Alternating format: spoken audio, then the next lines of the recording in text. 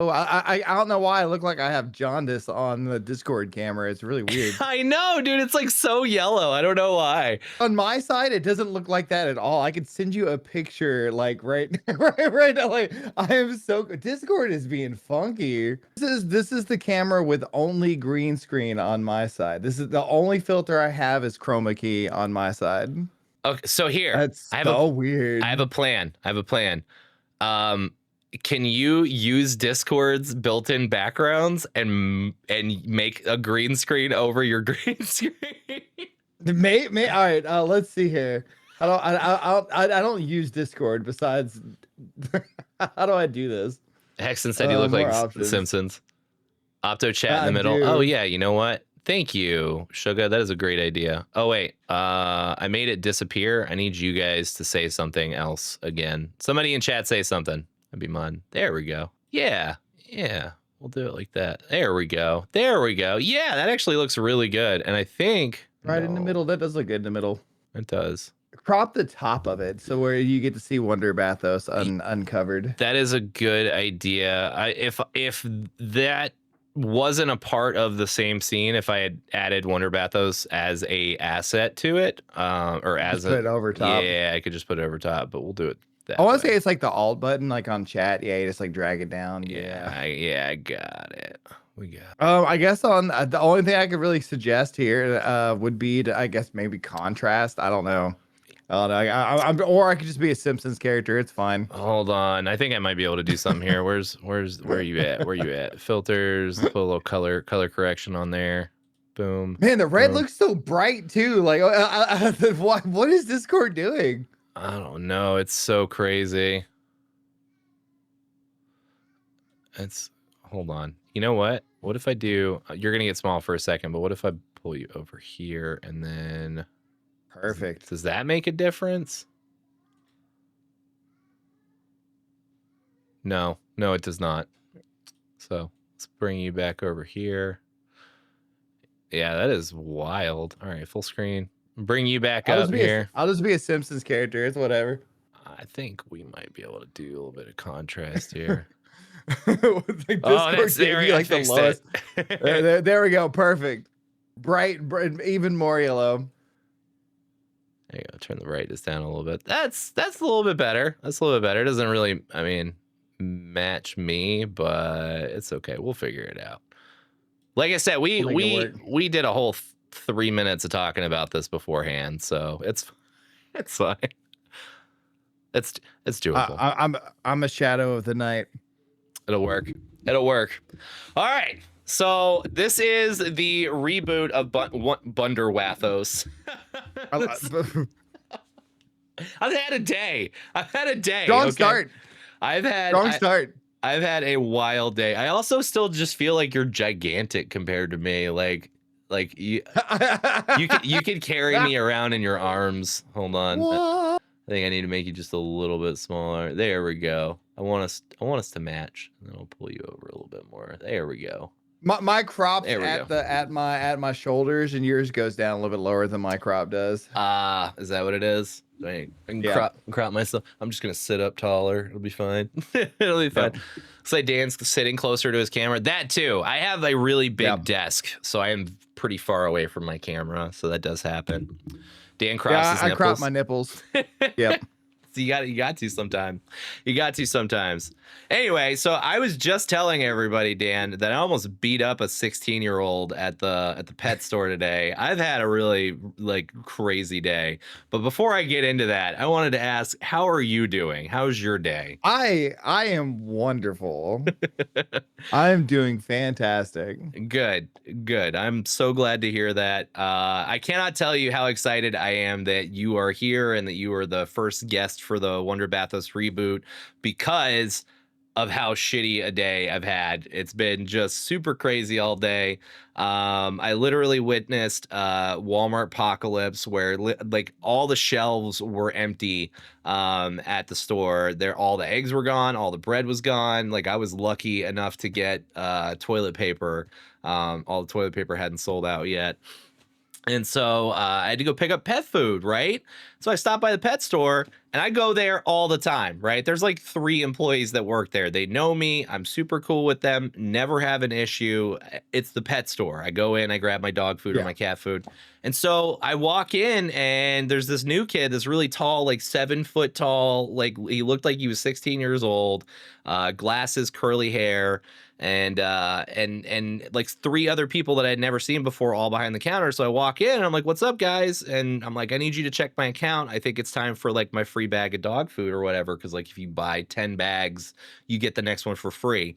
And so I told Yeah. this kid, I was like, "Hey, can you check my account? I think I'm getting pretty close." And he was like, "Yeah, you're at 9 bags." And I was like, "Cool. I am going to go get 2 big bags. I will pay for one of them. The other one should be free." And he was just like, "Thumbs up. Okay."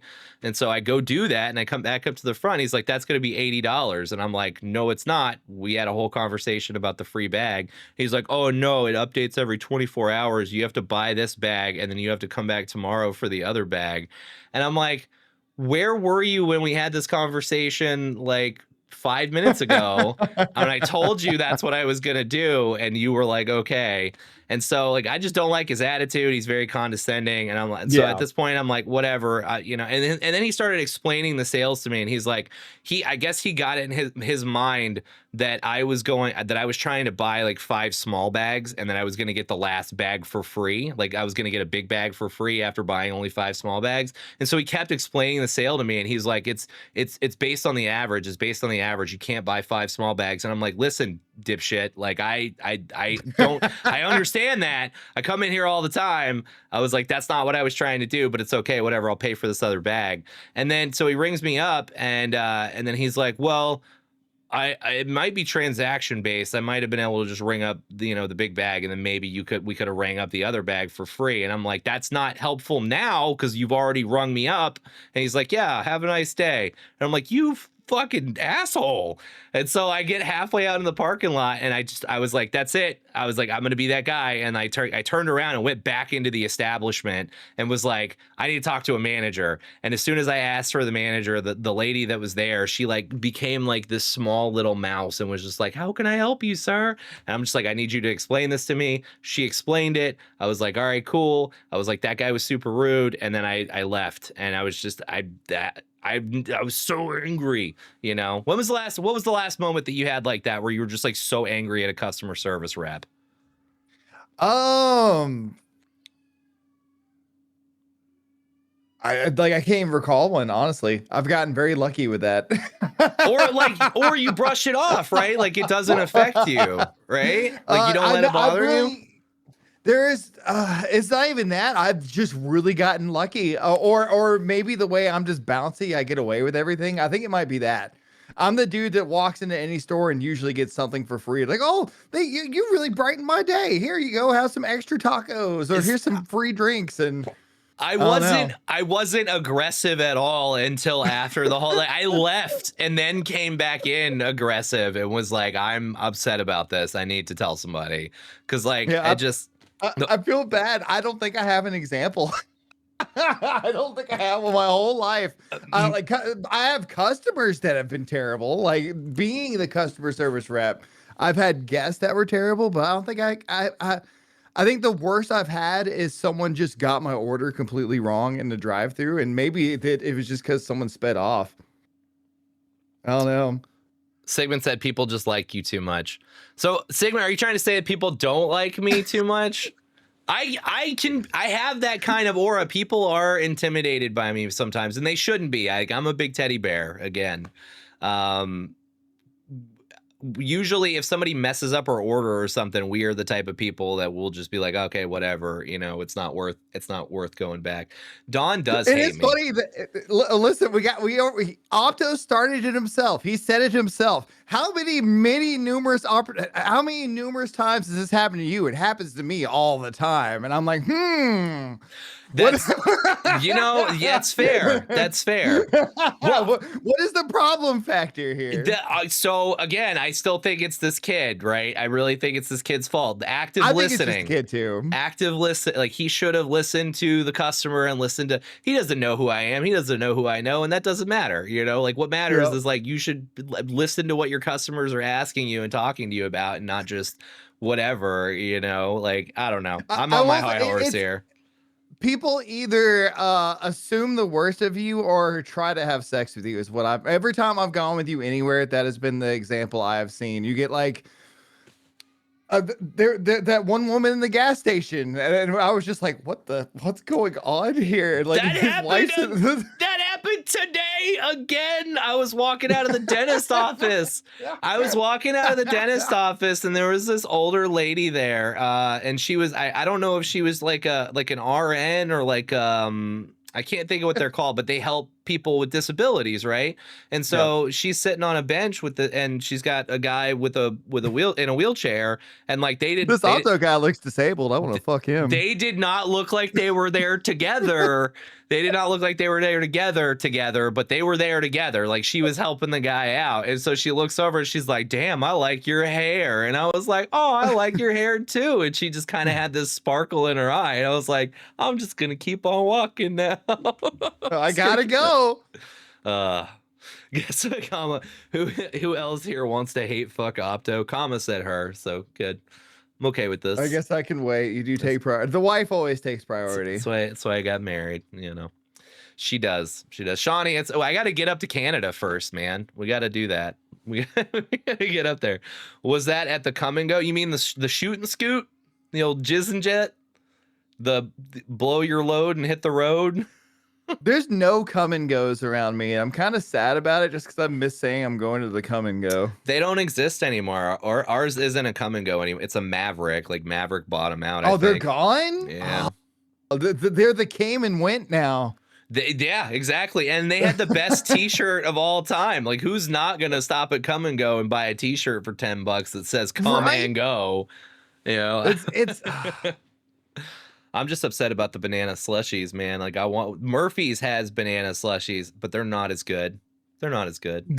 The Quick Trip got we had the best slushies at Quick Trip, and then Quick Trip got bought by another company, and they're still called Quick Trip, but everything nosedived in quality, and the banana slushies are gone. The milkshakes aren't as good. Like everything that was fantastic about Quick Trip is now gone, and like it's such a shame because it was fantastic. Go get a slice of pizza and a drink for $2. Like that's insane. It was even just a year ago. A stoner wonderland the last time we were up there. Like you would walk into this place, and I mean they had every flavor of slushy available. I mean imaginable. It was all delicious. It was all super cheap, and then we went back up there and it was just not good. It was just don't hurt me. You still got them at your Quick Trip. I'm jealous and I'm happy for you. Yeah, I'm on my way to St. Louis right now. On our way. Fax on our way me to St. one. Louis. Fax me one. Print it out. One. I need Put it in the mail. I guess I should ask you questions about video games now. So I know you've been on this this journey to play all of these retro games over like the last 2 years now. Like you started this probably about 2 years ago, and so out of all of them, which one is probably the most disappointing versus how you remembered it when you were a kid? I really feel like the only answer I can really give here, because there's a lot of retro games I haven't played. I've been mostly playing games that I've never played before, but one of the only games I've really played that I loved as a kid and absolutely hate now is Bubsy. Bubsy. I love that game as a kid, and I love the art style. I love the bad sense of humor, and I love the music to the game still. But when you're a kid, you don't feel how badly designed something is. You're just like, I love this character. I'm going to go to the right. And that's it. That's it. As an adult, especially after Mario Maker has dynamically changed me as how I study and analyze game design, level design, and everything.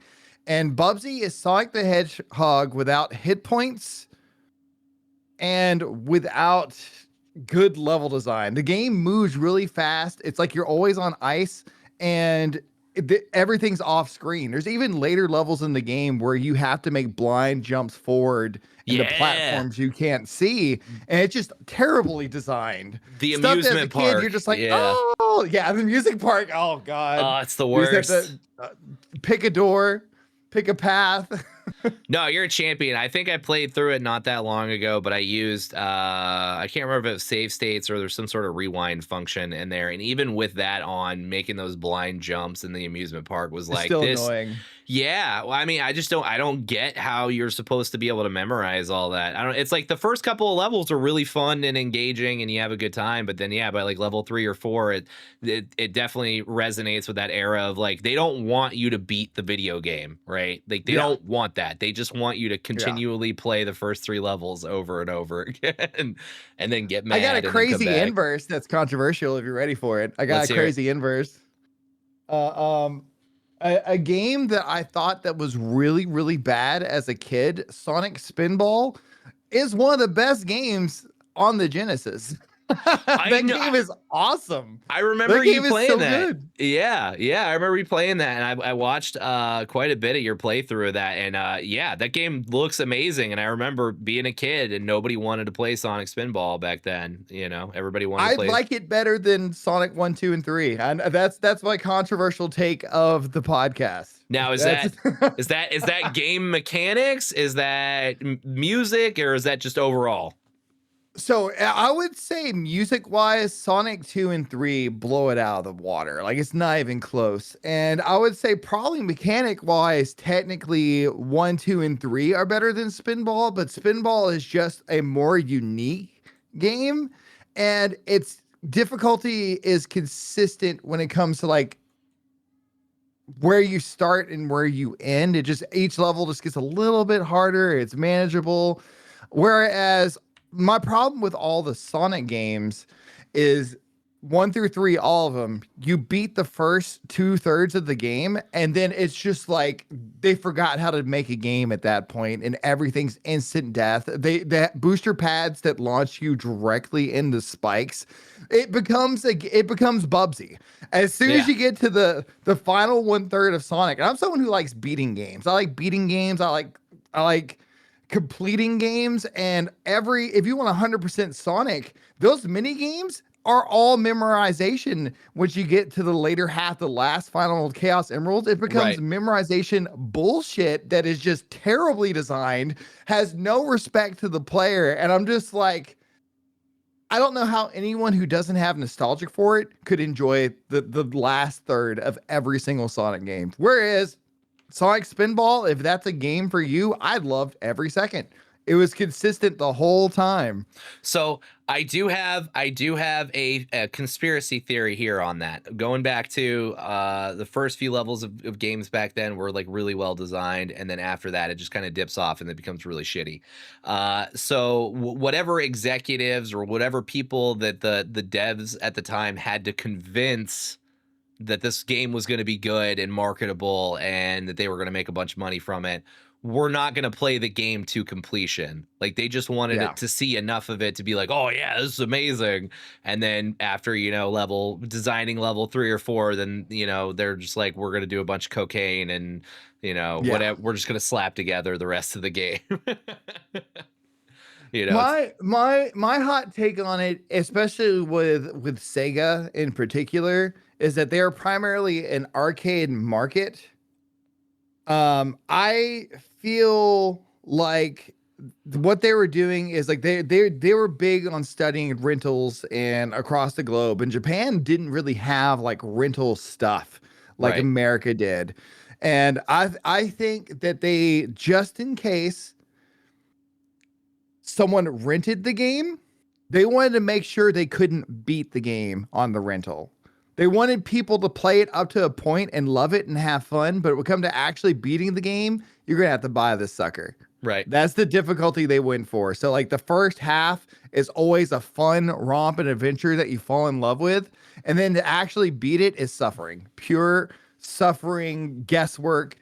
You took the booster pad thinking Sonic was going to go fast. No, Sonic the Hedgehog is a game about going slow and taking your time unless you speed run the game. Sonic is a game about going as slow as you possibly fucking can.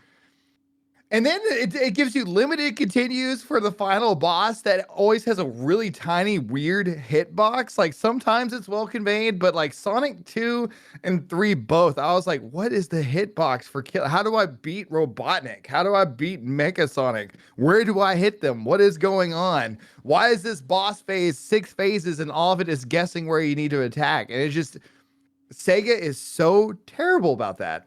It's Nintendo too when it's like third party, but I could Sonic see is a test of patience. Yeah, I could see that with Sega. I could see that with that generation and with Sega games and how they were designed and stuff. Somebody mentioned Echo the Dolphin. Fuck that game. one of the worst games ever. But God, then, like, I hate Echo the Dolphin. Super Mario World, right? Like Super Mario World was playable with very little skill. You know what I mean? And like Yeah. you didn't. And there were continues, and like so you didn't have to game over and go all the way back to the beginning. And I'm sure that game got rented out all the time, you know. And so to like that rental argument that like where they design games to be unbeatable and they want you to come rent it again, like something that has that power behind it, like Super Mario World or any of the Marios for that matter. Because I mean, the older Marios did have that kind of like by the time you get to World 5, you're gonna be suffering. I do think Nintendo knew they were making bigger games. Also, Sega, once again, being that arcade mindset, like here's 8 levels and that's the whole game. Right. And then Nintendo's like, all right, SMW, what is it, 56 levels with all the secret levels, and you got like this you have to replay levels to find alternate paths. I thought it was 100. Ghost house. And, I thought Mario World was 100. No. Is it 56? Really? There's only that many I levels? think it's 56. It's been a minute since I played through SMW. How many levels in SMW? I want to say it's 56. Oh, it is 90. Wait, 96 exits, but there's a lot of levels with dual exits, probably. Right? Yeah. Okay. So closer. It is closer to 100 though. You're right. That's crazy. I completely misremember that. I remember that from our mass competition. That was what, 5 years ago, where we got a bunch of people to speed run vanilla Super Mario World to see who could beat it the fastest. That was a lot of fun. We did just like 10 people speed running the game at the same time. We did that for like 2 hours. It was awesome. It was great. So 70 levels, 70 unique levels, and then 96 exits.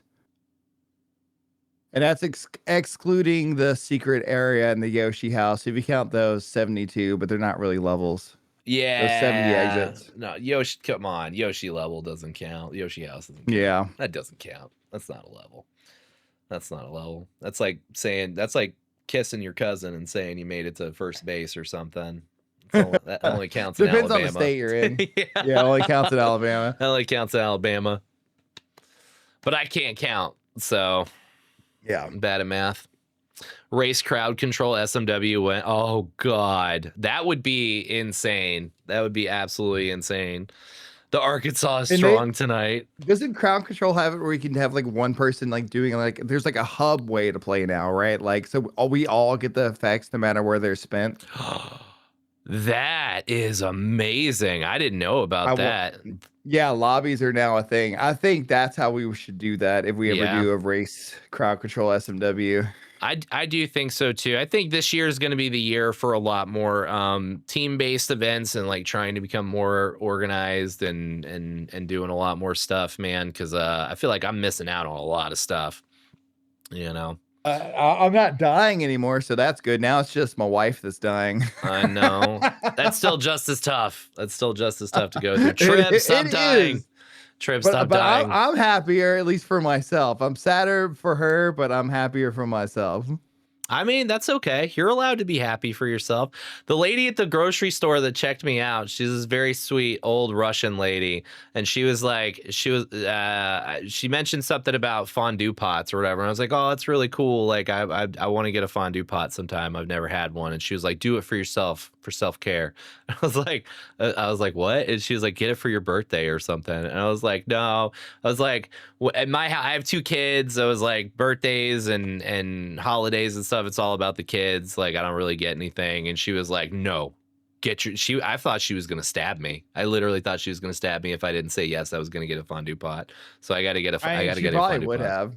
I think she We would just have. got gifted one. It's so funny that we got gifted a gift card to a fondue place, and then Trip's sister gifted us a fondue pot at the exact same time. So now all of a sudden, I'm like, it's like her entire family essentially got us a giant fondue pot themed Christmas gift unintentionally, like no That's communication. amazing. Yeah, it's great. Like, because like, I first time going out and having fondue at a restaurant, I was like, this is fantastic. And so now I'm just gonna make it at home. So are you guys going to do more cheeses or more chocolates or just a little bit of balance of both? I'm super big on fruits and cheese, like grapes with a nice Gruyere. I've never had grapes with cheese before. I didn't know that was a thing. That's crazy. Mm, Fondant. it's Exit said fondant. fondant. It's amazing. It is it's really interesting that it's actually grapes are the shark coochie board. Grapes with cheese are just it's very common in like restaurants and stuff, but you never at home like until you've had like a restaurant grade fondue, you don't think about them working together because like cheddar and grapes doesn't work, but some of these other weirder cheeses it does work. Yeah, I couldn't imagine that. So I started doing this thing for lunch where it's cucumber slices, chive flavored cream cheese, which I had always wondered what the hell that was made for, and I found out. So cucumbers, Yeah. chive flavored cream cheese, bacon bits, shredded cheddar, fresh jalapenos, and then just like a tiny little bit of Worcestershire sauce. I said that word pretty well. And it is bomb. It is so delicious and it's very healthy for you. It's so Yeah, Gouda. That's right. it's so Gouda. It's It's such so a Gouda. light snack. It's so amazing. I'm Yeah, all about the it's such a foods. combination, especially with the cucumber and the jalapeno. Oh, it's so Yes. good. It's so good. Kama told me to pick up a candle because snowpocalypse or whatever, and I got a cucumber melon candle. And I'm all about the cucumbers right now. Like, My dude, favorite just candle is so uncommon. It's a coffee scented candle. Because I can't make coffee every day because I'm like limiting my like coffee intake. right. I try to keep caffeine low. I've been keeping sugars low, and I've been keeping all my vices low outside of gaming. I really don't do anything besides drink water and go to the gym. Yeah.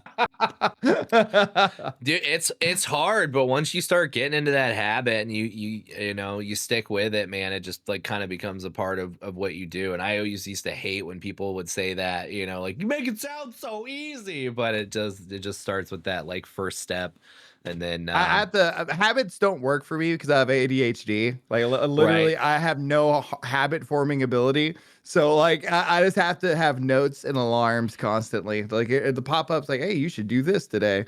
Oh, I'm like, okay, got it. We Don't do this. Do this.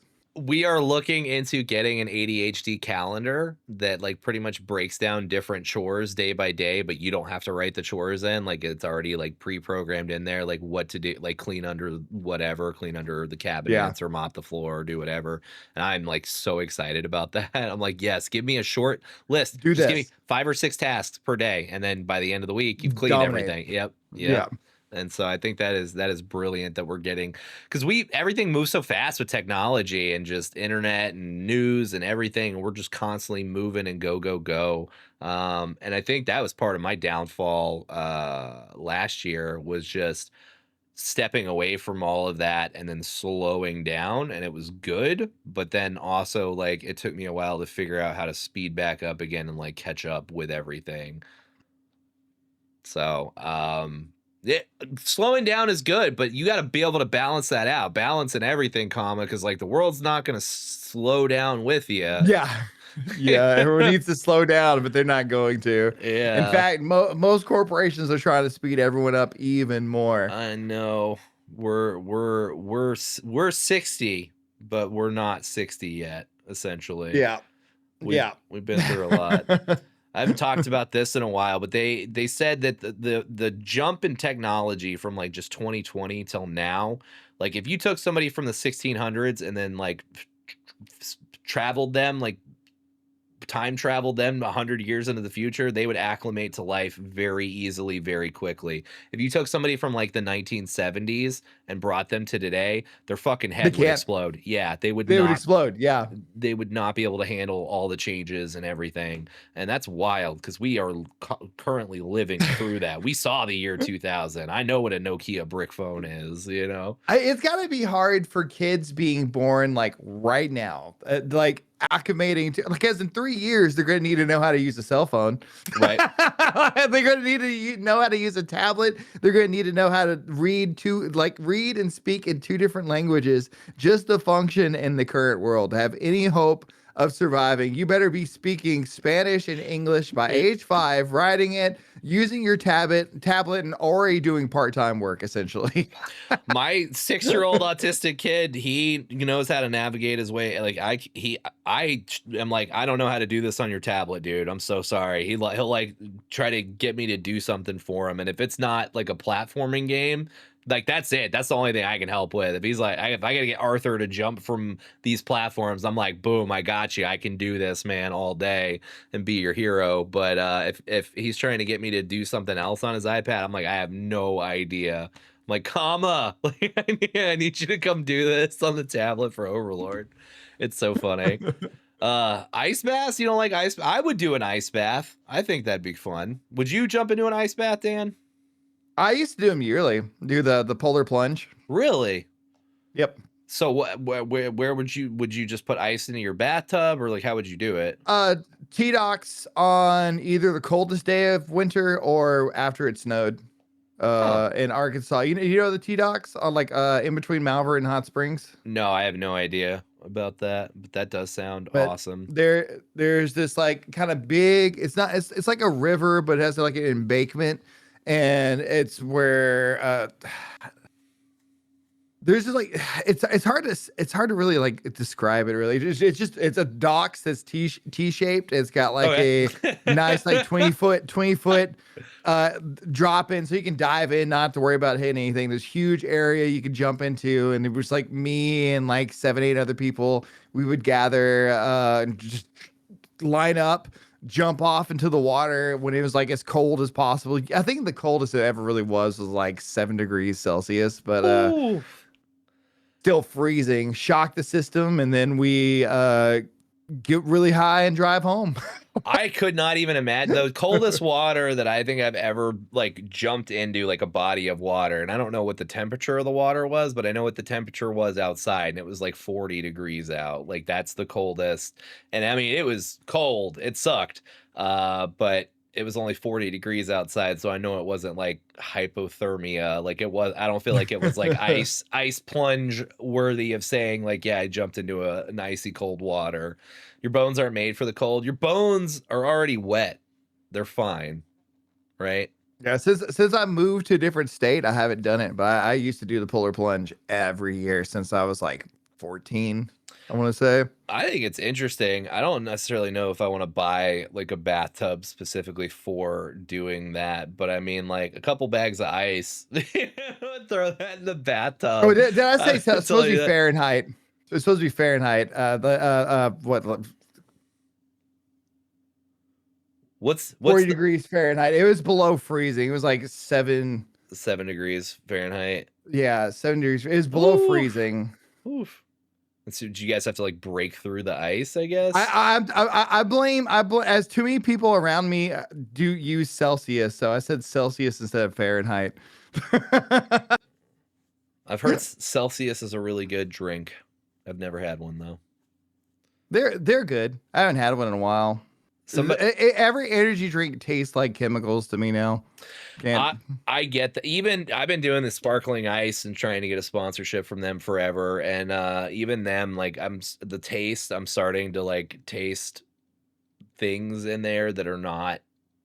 The more you taste it, the more you're like, I'm not gonna stop drinking it. Like fake. I love it. I'm addicted for sure. But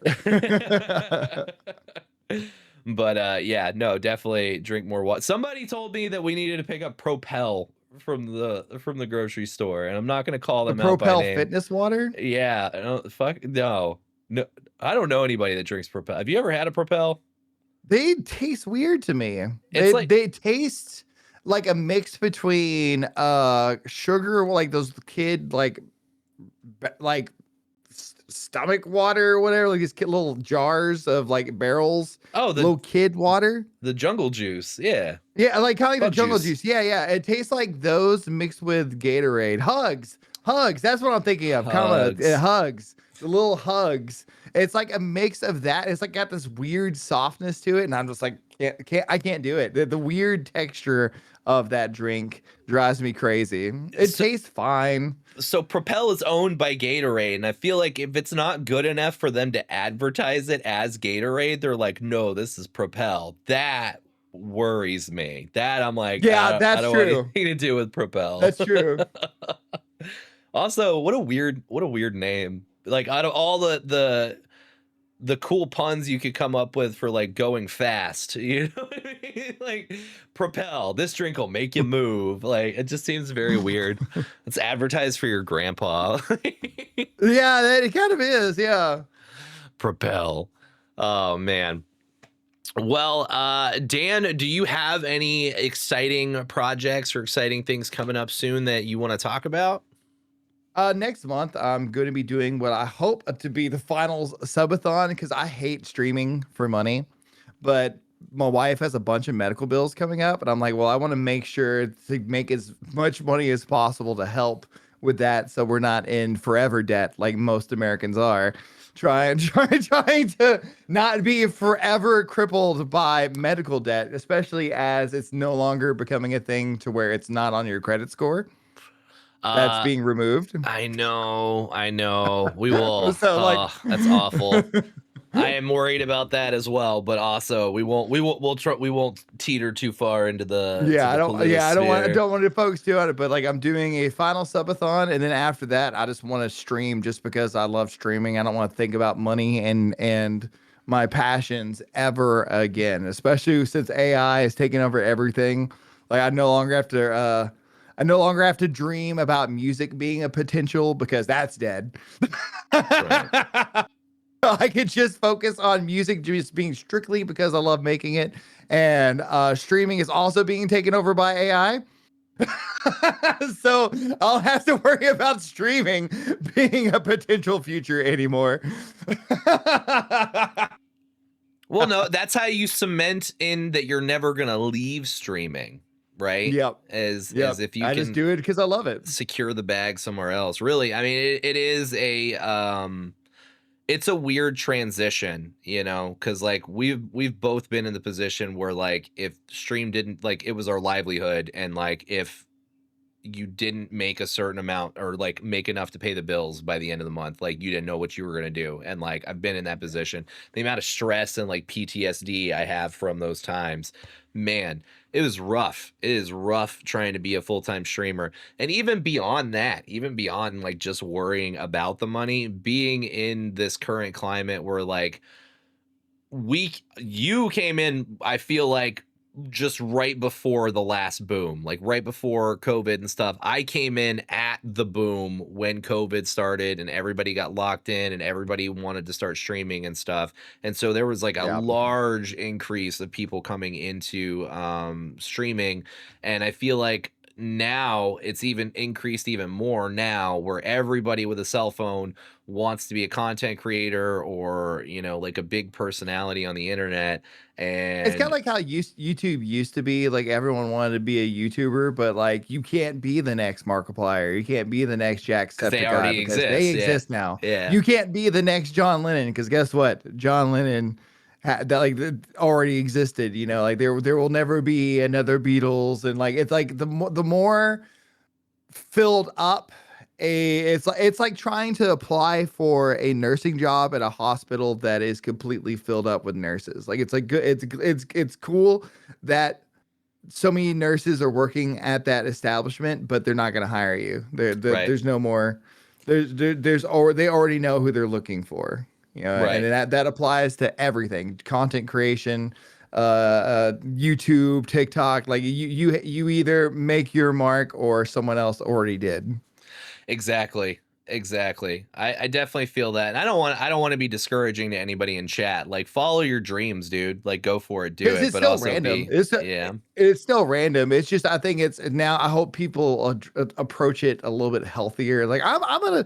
I see kids today talking about like I would be a content creator when I grow up, and that's that worries me because like even me like doing it like I'm a partner. I think my average right now is like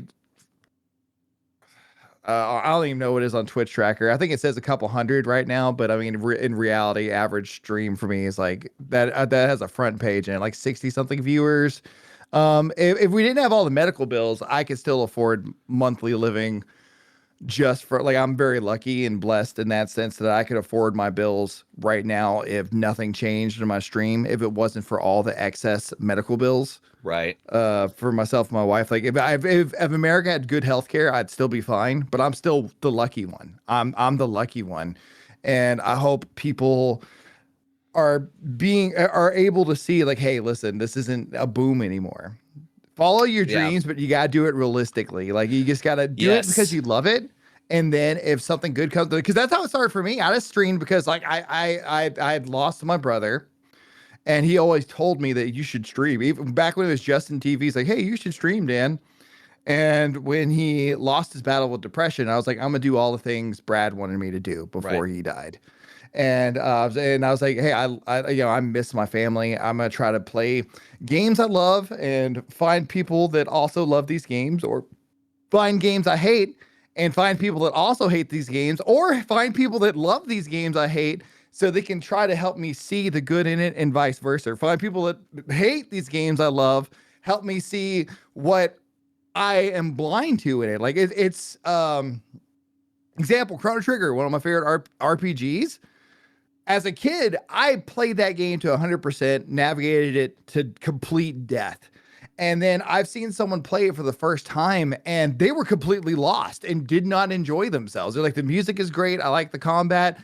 Where the fuck do you go? And they spent a solid 10 hours just looking for the next plot point. And I think as a kid, I also experienced something simple Right. like that. Like it's like, oh, I'm just supposed to talk to this one NPC that gives me the go here and do this. And I didn't care because I was a kid. As Right. an Right. adult, it's like, oh, that's terrible game design. But I also can't make myself fall for that trap because I played through that game a bazillion times to 100%. And now I could never be lost like that again. But I have just I stream to find new viewpoints, to try to find new amazing things in gaming that I didn't notice, play new games I've never seen before, and hang out with people that I remind me of spending time on the couch playing with my brother, playing with my sisters, just chilling. I just the fact that it paid my bills for so long and still continues to do so is a miracle. But like once again, it's a fucking miracle. It's not really going to happen for many people. It is. I remember when you won that competition and like, dude, we fucking rioted. That was the most insane, incredible thing that I've ever seen, man. And I before we start slowing down here for the end of the episode, I do want to just say that I am very proud of you. I am proud of everything that you've done and everything that you've accomplished. I love you like a brother. I know that your brother would be super proud of everything that you've done, all the people that you've inspired, and everything that you've done for other people over the years. And in terms of, I wouldn't be here doing this right now without you. You are the catalyst for that. And I know that sometimes when life gets shitty, we tend to forget about the good things that have happened because we're moving forward slowly into the future. Yeah. But I know that, whatever happens, you're never gonna stop doing this thing that you love and connecting with people. And that's where I'm at too. Like I always think about legacy, and I've thought about that since Yeah. before I had children. I've always wanted to create some sort of art that would stand the test of time and still be here long after I'm gone. And music and just, touching the lives of other people, memories, even 20 years from now or whatever, if I haven't talked to somebody in 20 years, I just want if they remember a joke or something that I said, like that means a lot to me. It's just being present in somebody's heart and in their mind. And I think that's what it's all about. But I mean, I consider myself very lucky to have made it this far, as a content creator, and I think that we're going to continue to crush it, and we're going to continue to keep doing everything that we can to try and lift other people up with us, and to keep making this dream a reality, And so I can't wait to see what comes next, man. And I can't wait for that subathon. It's gonna be a ton of fun. And I gotta say, I love you too, brother. And it's a lot of this journey was trying to prove everything that Brad said about me, right? That like Yep. he's like I think that he always told me things like your music's gonna change the world someday, and you have a personality that lifts people up. You should do this. You'd be good at it. And I mean I made Twitch partner, I made YouTube partner, pretty much everything. I may not be, once again, I can't be Markiplier, I never will. I never, it's like, it would be cool to be something like that, but that's just, I gotta be me. I'm me. And I still had huge success considering like, and when it comes to my music, I've had 200,000 listens to like all my music since I've been putting it online. My That's YouTube awesome. is literally nearing 2 million views in total.